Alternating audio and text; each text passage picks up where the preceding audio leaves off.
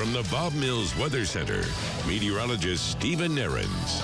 We had some pretty incredible temperatures this morning and incredible views as well. I'm starting with the temperatures first. I almost jumped the gun on this, but I mentioned a few minutes ago, some spots dropped to the upper 50s for the first time in, well, a long while. Around Bartlesville and Newada this morning, Veneta, Miami 60. We got all the way down to 66 in Tulsa. You know, typically the heart of the metro stays a little bit warmer than everyone else, but even Tulsa got a nice cool down this morning, and all the way down to McAllister and Stigler and Eufaula, dropped to the mid to upper 60s. Hope you soaked in every minute of it. Okay, now back to what the views were.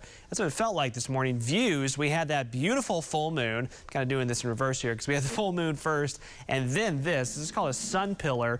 You can see how this little streak of light shoots straight up vertically from where the sunrise was this morning. That happens when there's these thin ice crystals, these high thin cirrus clouds right on the horizon there, and that's kind of reflecting through those ice crystals, makes that vertical what's called sun pillar. So we had that. That was after having the full moon. This is what it looked like from our Bartlesville camera early this morning. I know a lot of folks got a great view of that really the last couple of nights as it's been close to full and now full. It has been beautiful.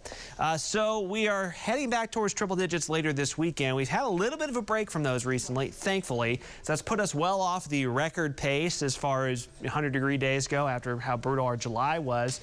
Through this date, we've had 24 100-degree days, so obviously we've had a ton. Through this date in August, in 1934, through this date in 1934, they'd had 50 100-degree days. We've had half that many, thank goodness. And you can see we've fallen kind of further behind the pace of 2011 and 2012, which is not a bad thing at all, but we do have a few more coming our way. 90s today, upper 90s tomorrow, and then it looks like Sunday and Monday and maybe even Tuesday, we all get back into the triple digits. Winds still pretty light today, and they'll be relatively light tomorrow as well. They pick up a bit Sunday, Monday to Tuesday.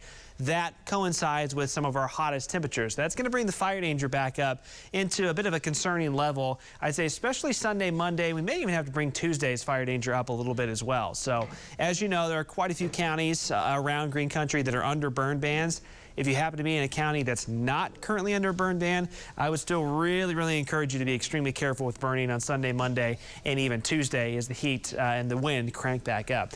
Upper level ridge, that heat dome settles right on top of us Sunday and Monday. That's what cranks the heat up. At the same time, we get in kind of a stare down, so to speak, here in the upper level jet stream where there's a big time strong ridge to the west, big trough to the east. Oftentimes this happens and they kind of just park in the same spot. So watch what happens by the middle of next week.